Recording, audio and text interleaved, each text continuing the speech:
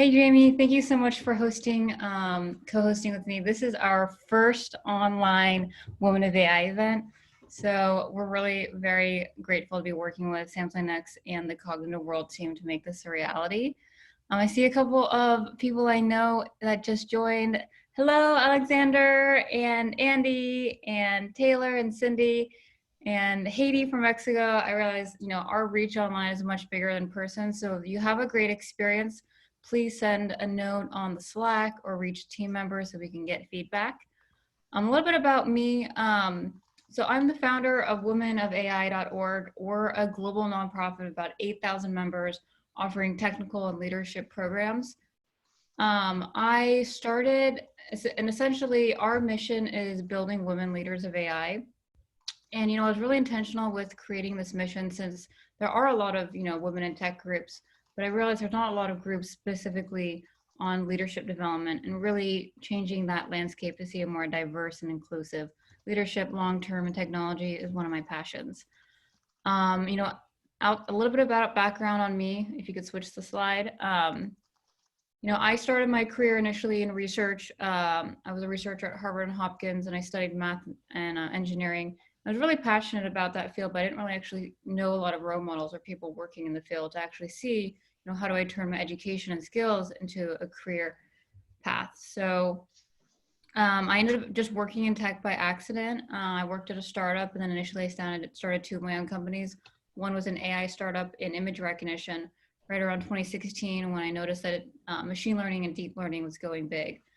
Essentially, Google bought a company called DeepMind in about 2015, and sort of all these acquisitions started happening, and I got caught up in sort of the wins with Apple. And when we got pulled in by Apple, I became a senior manager there on their AI team. And Women of AI actually started at Apple Park. A lot of people don't know this, but when I joined Apple Park had just opened, and the AI team was very new. This is a photo of me at the machine learning summit that they had hosted, where we brought about 2,000 people in AI in the company together to do some technical talks. And actually at the summit, I noticed there were hardly any women, and I was sitting in this huge Steve Jobs theater. And I decided then I wanted to commit to mentoring and developing women in our field. So since 2018, I started Women of AI as a meetup group at Apple, but then I opened it to the public doors later in 2018 with Google and Amazon joining as our first sponsors. And you can switch slides. We started hosting events for our past 2 years, reaching about 5,000 to 6,000 people, whether it was tech talks, panels, or technical training with workshops. We were really focused on just AI.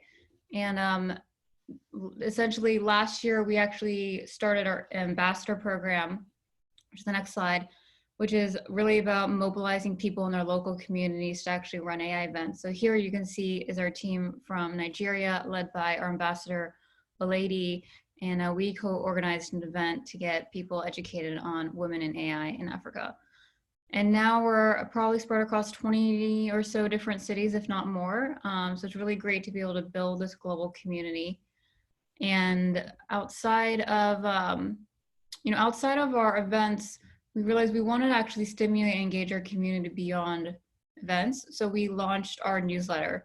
So our newsletter is our online program where we release once a month on the last Wednesday of each month on jobs, events, and more, really focused on either AI breakthroughs or diversity in the field. So you can sign up on our website at womenofai.org/join.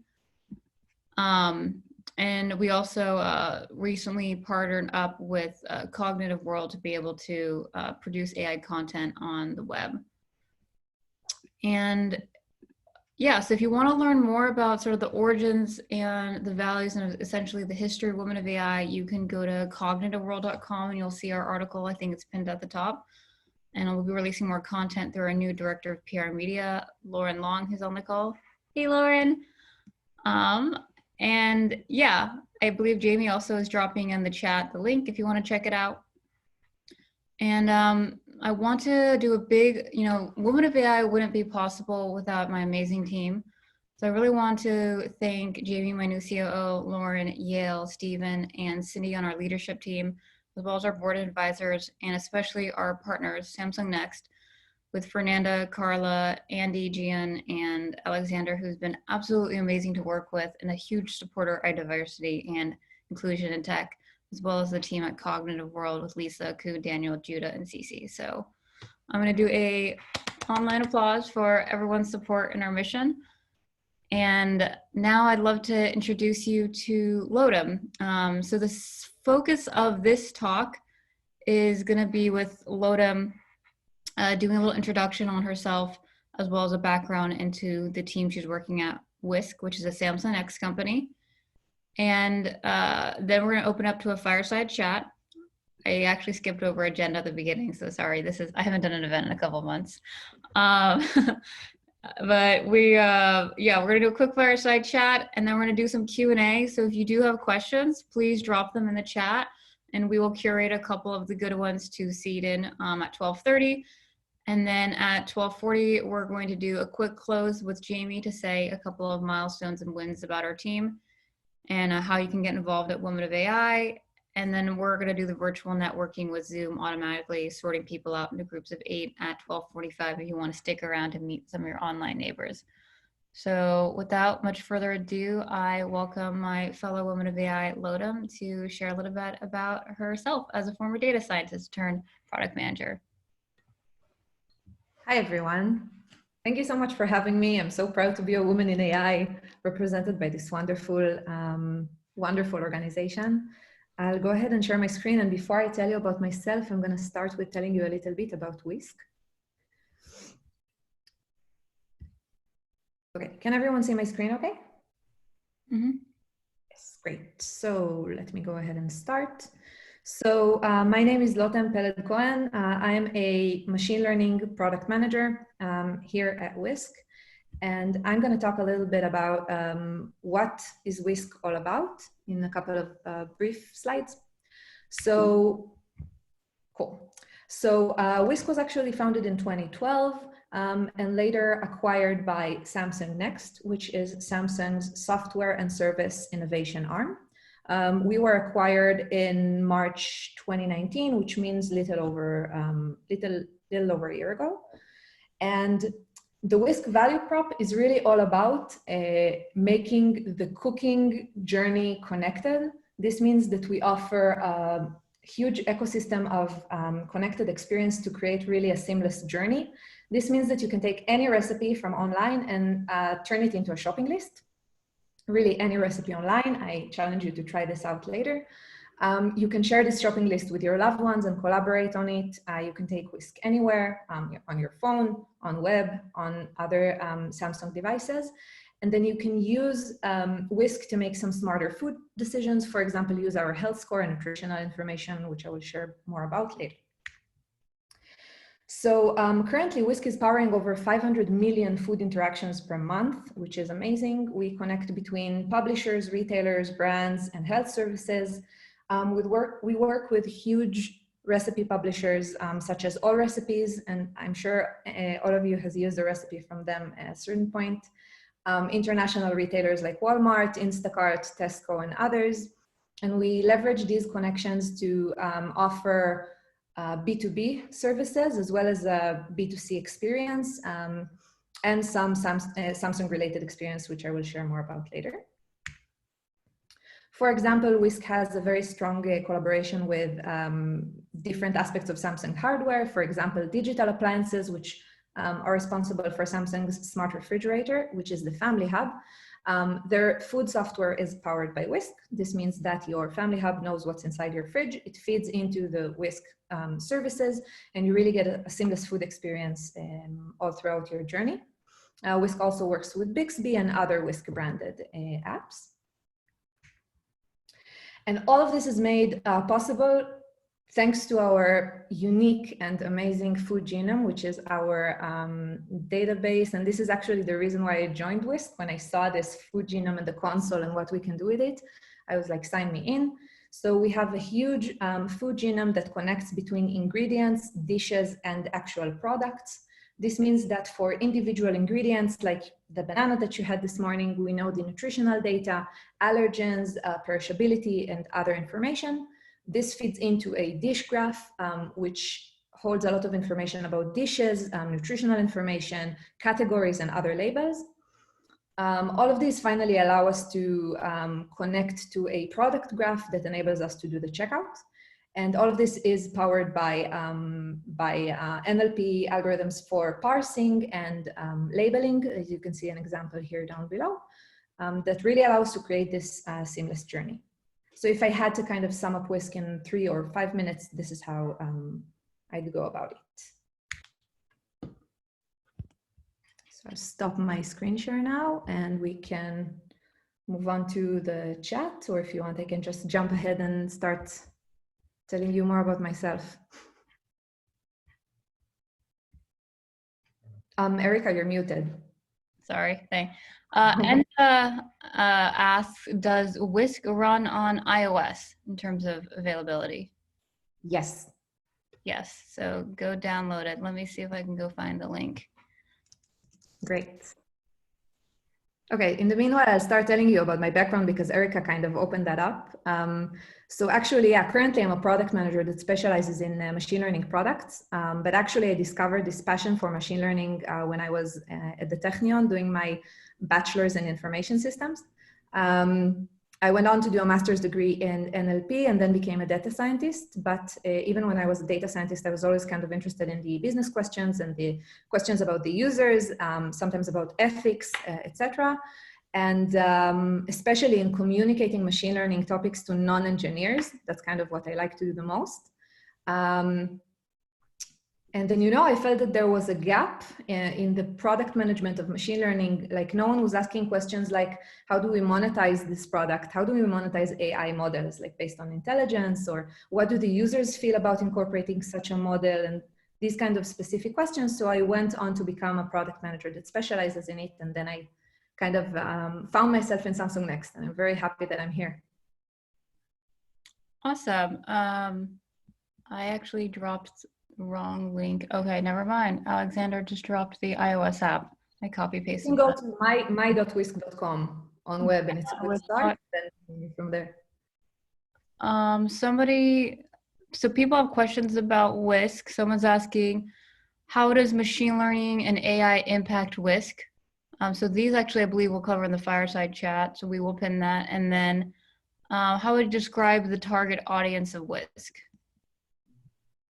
Or that could be a good. I think it's also in the fireside chat, and we're covering it with respect to COVID-19 as well. So I think we'll kind of touch on that later. Okay, cool.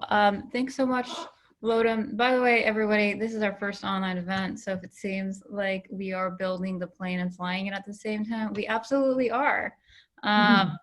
So we are now transitioning into the fireside chat, which is essentially a really casual conversation with me and Lotem to go over a little bit about her career, machine learning powered features within Whisk, and sort of the broader impact of AI in terms of digital food experiences. So thank you for sharing your background and a little bit of context, since I was also new to Whisk, hearing about it when we first met through Samsung's team. But yeah, the first question I was initially going to kick off was, you know, tell me a little bit more about what you do at Whisk and about your background. You did mention you started at data science, but if you will have a little bit more you want to share, feel free to.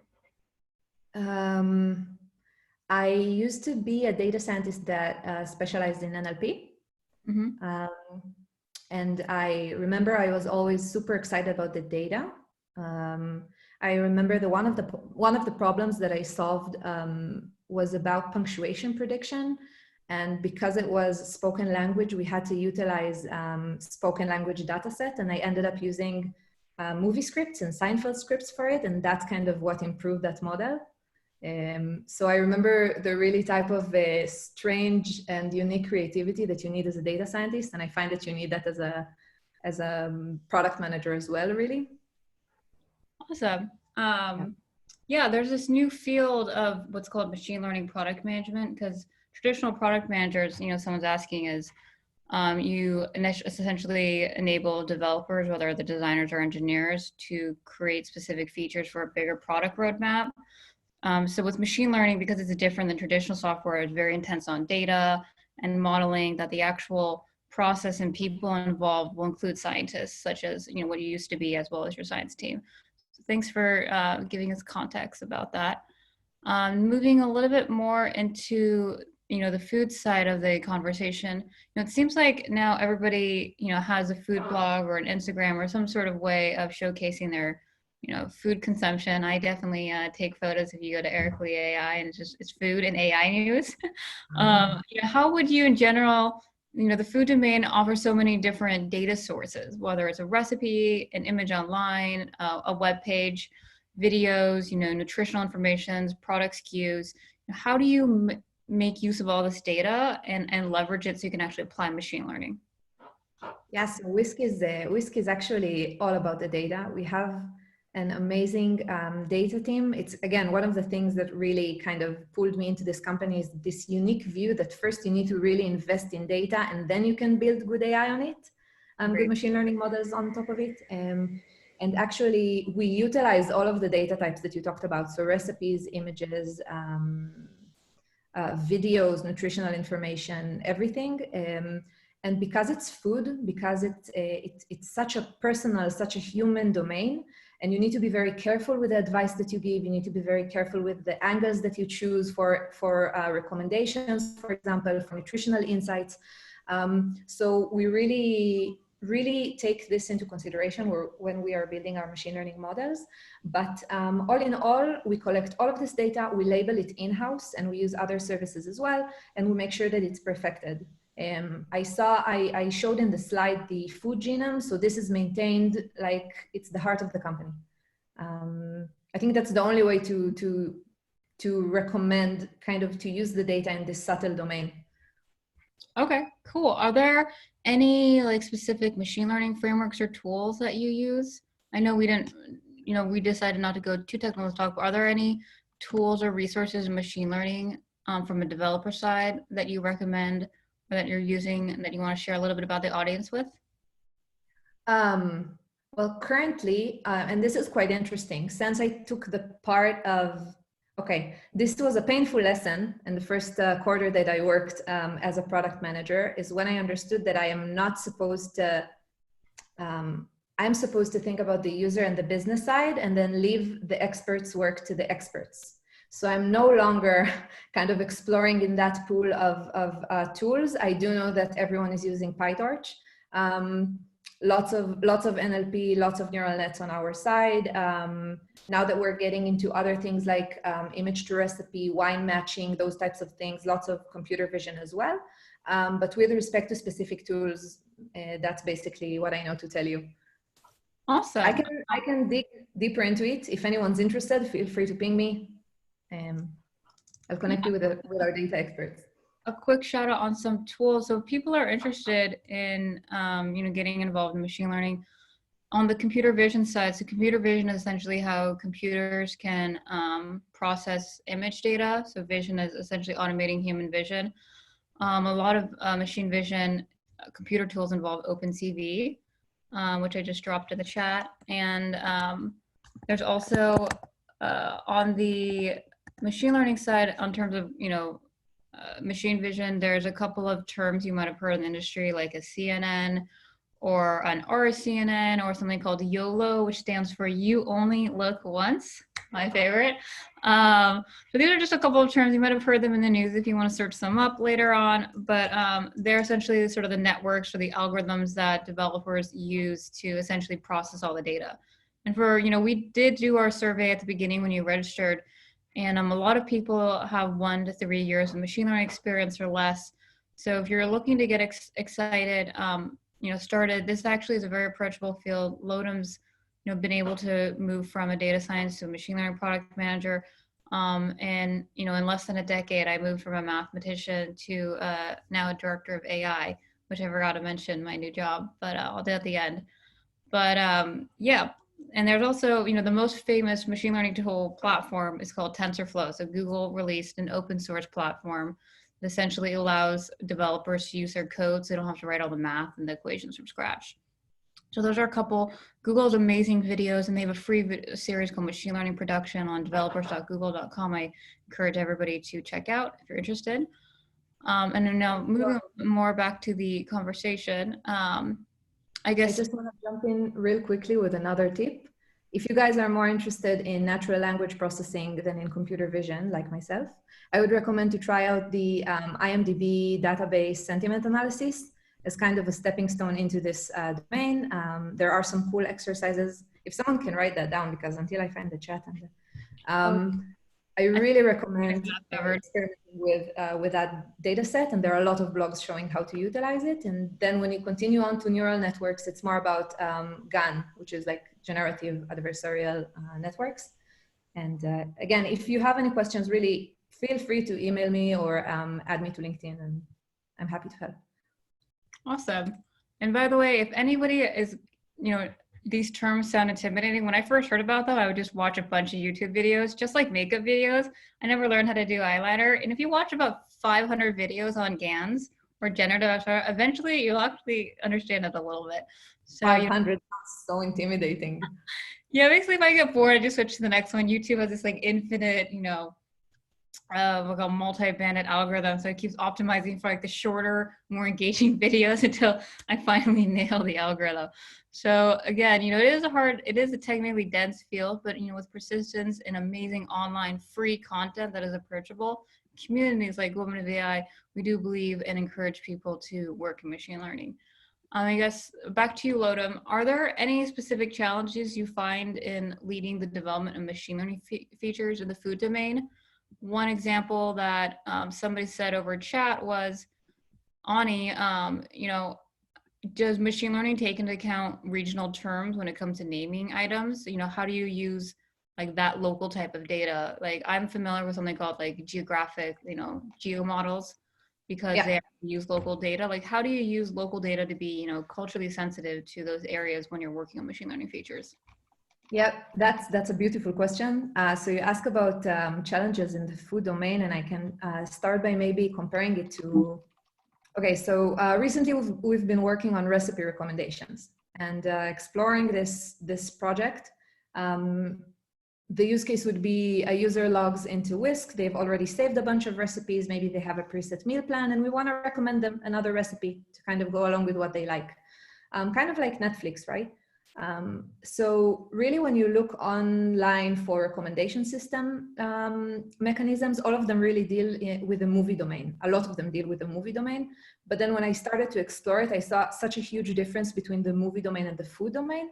So for example, when you recommend someone a movie on Netflix and they choose it and get disappointed, all they lost is just a little bit of time.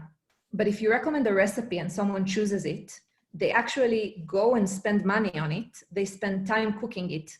Maybe even they kind of mess up a social opportunity or something. So the risk is much higher. So that's, for example, one difference. Same thing goes for geolocation differences, right? So recipes that I would recommend in Israel are not necessarily, I would not necessarily recommend them in the States, which is not necessarily true for the movie domain. So this means that all of the models that our data scientists wanted to consider were vastly different than what they saw online. I see that the question is, do we utilize external context in our recommendations? And the answer is yes. So things like seasonality, weather, holidays, which is very geo-specific, and things like that, we definitely take them into consideration, sorry. And Whisk is available on multiple countries, and we have geolocation of the user, and we kind of personalize that recommendation for them. Is Whisk supported in other languages besides English? Yaren asked this question earlier. Yes, definitely. German, Italian, Spanish. So some of the capabilities, not necessarily all of them. So things, for example, like send to oven, which is an option supported by Samsung's smart fridge to send a recipe directly to the oven, is only available in English for now, soon to be available in Korean, but yeah. Oh, cool. Speaking of, users and products, because food is so personal and everyone, customizes what they're doing, and it's something you have to do every day. If you forget to eat after a while, I believe you do die. How do users react to machine learning crossing this boundary into their personal life and sort of bringing in food and digital technology, to like the private comforts of their life. For me, like when I had my Google Hub, I realized there's a video watching me all day. I'm totally cool with the data and I'm just like robots, like take it all. But how are other people adjusting to having sensors and data monitoring their lifestyle and just machine learning in like food-based products? Users show the funny combination of expecting it and kind of being cringed out by it at the same time. It's like it makes sense to everyone that we track the nutritional information and we could recommend recipes, but then on the other side we need to be very careful with personalization. So actually the first thing that I did when I got to Whisk and I was made in charge of food AI at Whisk was to define product principles that relate to machine learning. So for example, we are trying to make sure that any machine learning feature that we develop is smart and useful and reliable, which means actually good quality, continuously good quality, etc. But also always trustworthy, which means it will never misuse data and it will always empower the user. So for example, with things like health score, when you guys go and download our Whisk app and save your first recipe, you can see a health score on the side. So things like the health score need to be very carefully communicated. We always want to empower the users. We always want to make them feel like they're in control. And I think that's what will give them the security and kind of the confidence in our machine learning services. When they see that they are really, we really know them, but it's still all about them, not about the AI. Yeah, definitely. Being able to focus on user privacy. And Hey Diego, how's it going? Oh, who's here? Oh, Mikey just joined. Hello. Sounds good. Okay. That's funny. You can invite yourself. Cool. Cool. We just had Sarah Parabom. Thanks to have you join, Mikey. I see we have in the audience too, Akela Hauser, which is Brian's daughter. Our team, Brian is our partner at Andreessen Horowitz, who is our supporter, WomenOfAI. It's really great that he could be joining, as well as his daughter, to learn more about this field and see some women. Yeah, we have about 3 quick questions. We're going to final up on the fireside chat and then move into the Q&A since we've kind of been mixing both. So to continue the conversation, I understand that Whisk's also, besides the app, it powers Samsung smart refrigerator you referenced earlier. It's called the Family Hub. Very appropriate. What are some food AI capabilities that work in that experience beyond, some of the features you mentioned earlier? So Samsung Digital Appliances launched the latest version of the Family Hub in 2020, in CES 2020 in January. And it's actually a smart refrigerator that is able to see what's inside your fridge and kind of note that, and with connection to other information sources, some of them powered by Whisk, really feeds back to our data sources in our app, and then can power recommendations, auto-generate a meal plan for you, for example, based on your preferences and diets and allergies and things like that. It actually won Coolest AI announcements by Forbes, and it actually won Best New Technology at CES 2020 by Women's Health magazine. I wrote it in the site to make sure that I note this out. Oh, awesome. We'll have the team in the chat and also in the Slack. So be sure, if you don't want to do this new networking thing at the end, which is like, it's sort of, like that chat wheel. What's that chat roulette service? How you can like click a button and it randomly puts you in a video room with strangers on the web. Yes, I grew up with that. That is sort of what the Zoom networking like. So if you don't do that, please engage on Slack, which will be open, I believe, 48 or so hours after the event. So you can continue the conversation. I guess outside of the Family Hub, which I know was recently released, have you, talking a little bit broader of the current situation, has the team at Whisk seen any differences in user behavior with the current, COVID-19 epidemic? Have you, made any business or product adaptations to that? So it's a sensitive topic, obviously, to everyone. And, the circumstances of life have changed across the world, and people find themselves spending more time at home. That's a fact. And yeah, we see an impact across multiple industries, right? People are starting to work out at home more. They're starting to look for other hobbies at home, study from home and things like that. So naturally, they also cook more. And actually, I found a research that said that among 1,000 Americans, 54% reported that they're cooking more while they're at home. And naturally, we saw this reflect at Whisk. We saw more engagement with the app. We saw more people saving recipes, viewing recipes, checking out with them. And actually, personally, I know that I'm baking a lot more since I'm stuck at home like everyone. So I've opened a collection for myself called My Gluten-Free Baking because I'm gluten intolerant. So now I know what I made through this kind of strange times. And we opened a collection called COVID-19 Recipes SamsungNEXT Tel Aviv that everyone can kind of ping me, contribute to it because a lot of people are cooking more and want to share their recipes.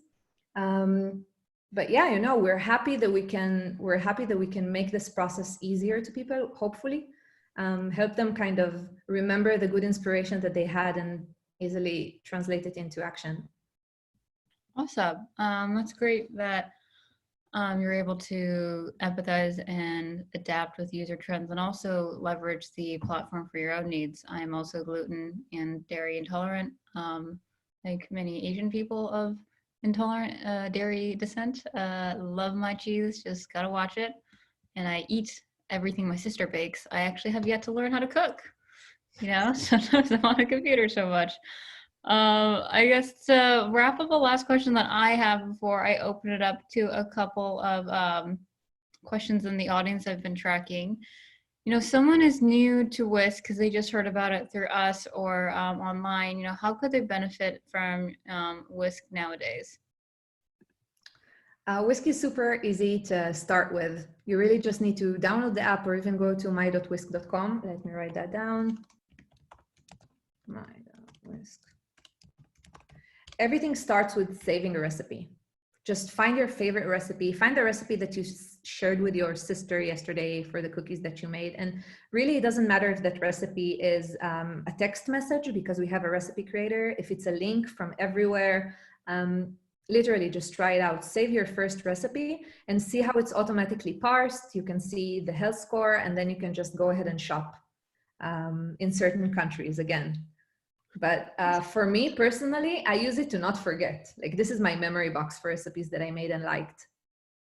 Awesome. So, yeah. Cool. Thank you for the insights on getting to know your product. Because, at the end of the day, AI is sort of a back end tool. Nobody buys AI. AI is a very much hidden, platform in the back. And it's really about powering, services and experiences for people so they ultimately live healthier, more fulfilling lives. So appreciate, as a product manager, you really emphasize the product side of this. While I can just talk about CNNs and OpenCV all day long, no one is going to talk to me. But yeah, really, if I can just wrap up, I want to say that Whisk is currently massively growing, really, touch wood, massively growing. And the next step we are looking towards is really high level personalization. So we are really just starting. And I think it's wonderful to see a company that invests in machine learning in-house many years before they even start with taking this expertise outside to make sure that the quality is there, to make sure that the user research was made, and kind of really to feel the security. So our next step will definitely be recipe recommendations, starting on the Family Hub fridge very soon. And I'm really excited to see how users collaborate with it and whether they like it or not. Holiday-based recommendations, user preference-based recommendations, gluten-free, dairy-free. Awesome. Yeah, with the expanding product line, I do recall somebody telling me, and we're going to put this in the event recap in Slack later, but SamsungNEXT is hiring. So we do like to promote our partners because at the end of the day, you can't build women leaders without opportunities and teams that really empower them. So SamsungNEXT is looking for an AI lead. We'll add some more information about the link to it if you are interested in applying or getting in touch with somebody about it. We really hope this is inspiring and that we encourage you to pursue opportunities you feel aligned with your passion. And I guess we have a few minutes left for a Q&A. I think we've covered a lot about the product. Did you want to talk a little bit more about, I guess, your personal career in AI? Is there any mentors or lessons that you learned that you think will be really valuable as takeaways for the audience, especially somebody that's transitioned careers, is international? You're really breaking a lot of barriers that a lot of people face. Do you have any tips or inspiring words you want to leave the audience with? Yeah, I'm glad you asked that. I think that getting your first job as a PM might be as difficult as getting your first job as a data scientist. I think that's one of the things that overlap between the two fields. And I just want to say to anyone who wants to be a PM or a data scientist and they're currently looking for a junior position, don't despair. You will get to that position at a certain point. And I just want to give a little bit of hope to people trying to be a junior, to people who want to work as a data scientist and don't have a master's or a PhD. Currently, the market is in a place in which even for junior data science position, people are looking for very high level academic degrees. My personal belief is that this will change in the following years because there will start to be a stronger line in the sand between research and product. Machine learning engineering that is required for productization is something completely different than machine learning research required for innovation or for writing papers. And hopefully, and I'm trying actually to drive this in the market somehow, currently by writing blogs, but maybe somehow more powerfully later. The market should realize at a certain point that you can be an amazing data scientist straight out of college. Straight out of college. I believe that. So really don't despair. And when you are trying to look for your first data science job, build a portfolio, go online, go to multiple hackathons and competitions and have projects behind you. Just show them that you're a good engineer. Don't forget that to be a junior data scientist, you have to be an excellent developer. Yeah. Unfortunately, you still have to get an MD to become a doctor. So we actually, that is actually probably to the health and safety of everybody.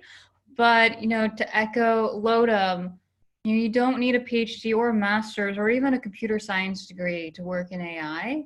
I absolutely respect my peers that do. And I believe, that is really beneficial to them, but don't have it be a limiting barrier. Jen just commented, she works with ambitious teenagers that are in the field, and she actually has hired 18-year-olds without a degree as a quantum computing engineer. I don't even know exactly what quantum mechanics and computing is, but it sounds a little bit even more intense than AI. Because a little bit about me, I actually, echo what Lotem says about projects. So when I was breaking into tech, I started my career in e-commerce and internet marketing. As a developer, I ended up self-teaching myself a lot of the machine learning, even though I studied math. They didn't have a course in AI.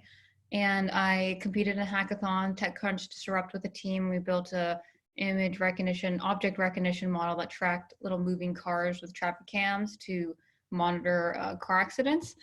And for 2 years, I just did a lot of small projects until I built a startup around it and then eventually worked at Apple. So persistence and resilience and commitment really make a difference. And I'm really actually excited to announce, this is public as of LinkedIn last night, but I will be joining Zillow as our new director of machine learning engineering this May with a team of 20 machine learning engineers and moving. Amazing. So amazing. Thank you. I'm really excited to move into the management track. I've been in IC and then I've managed smaller teams, but for me, this is going to be probably the biggest career move I've done. So I'm really excited to contribute as a leader and to really empower Zillow to apply machine learning to home buying and home real estate. So very excited. Yeah, I guess for our closing, because I know we need to kick off the networking session soon. I will mention a couple of things about WomenOfAI. So with WomenOfAI, we had about 8,000 members recently, and we brought on amazing partners such as SamsungNEXT. Lotem is our first speaker, so we're really, really glad to have her as our first online speaker. And also, we're our first machine learning product manager, so double win. And we did also partner, if you want to get involved in AI events, especially content, there's a community called Data Science Go. There are about 90,000 people, and I'm recording a podcast with them on Friday. And if you want to record to Lotem or anybody that's in AI, they're always recording content on speakers in the field, and they usually do an in-person event at UCLA in October. I think it's on hold with obviously the coronavirus situation. And a big shout out to one of our new leadership partners, Pat Kirkland, who is going to be teaching a leadership course with the Women of AI team that we hope to be able to share with the rest of the community on executive presence, speaking, and really just empowering others to be their best. And I guess, do you want to do the last minute of the close, Jamie, before I do a quick thanks to everyone? Yeah, that sounds great. Can I just briefly answer some questions that I saw about Whisk Oh, instead of yeah. writing?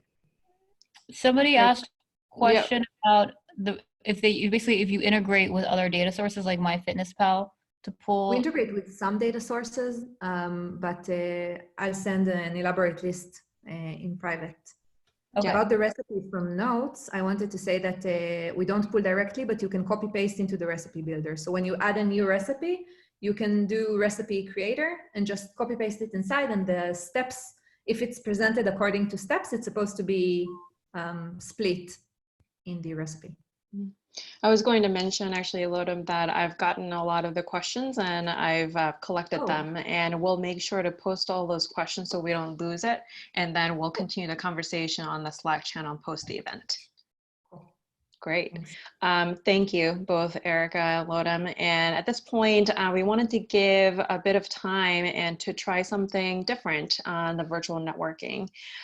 So what I've mentioned at the beginning of the event, but what you can do is you don't have to do anything. You can just stay on the Zoom link, and then randomly you'll be selected into a group of people, probably from 5 to 8, and you'll have a chance to virtually network with the participants on this event.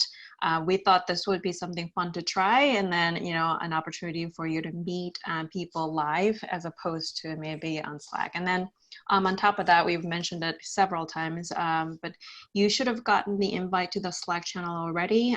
If not, Lauren actually just dropped the link to the Slack channel and we can invite you to it. And that's going to be live for 48 hours post this event to further continue the conversations that we didn't get to within an hour slot here. And I'll turn it over to Erica to do the last minute thank you. Yeah, thank you so much, Jamie. For everybody, you know, I've been running these events on my own for 2 or something years, and I've developed this very elaborate organizational system to keep my stuff together. But bringing on Jamie and the rest of my executive leadership team has really been such a pleasure to see them contribute and scale our operations and programming. So I'm really, really grateful, Jamie, for your help. And also very grateful for our partners at SamsungNEXT, you know, led by Fernanda, with the partnership and GN on the diversity team to, you know, really help us bring our mission to life of building women leaders of AI, and the team at Cognitive World and Forbes Cognitive World for just being absolutely tireless with introducing us to new women in the field and producing content, and really just believing in us, you know, when, you know, some people might not. So, you know, Women of AI, at the end of the day, you know, people ask me like, why is it just really women in AI? And I realized, you know, I started Women of AI because we are part of the larger global movement of making the world a more inclusive and accepting place. So we're starting with AI and women because, you know, that's who I am. That was my mission since day one. But I encourage everybody to, you know, let go of limiting beliefs and unconscious biases you might have with people when you work with them or you have relationships with them. And to realize that, you know, people really have infinite potential. And when you believe in them and you are inspired and you commit to hard work, you can truly become anybody you believe in. So my mentors have absolutely supported me and encouraged me to become a woman of AI. And if you're interested, especially if you're new in your career or you're still in school, we really hope people like me and Lotem and other people in the chat that work in AI show you that, you know, AI is an approachable field and we want it to be an accepting place. And now we are going to kick it off to the virtual networking, which I'll stick around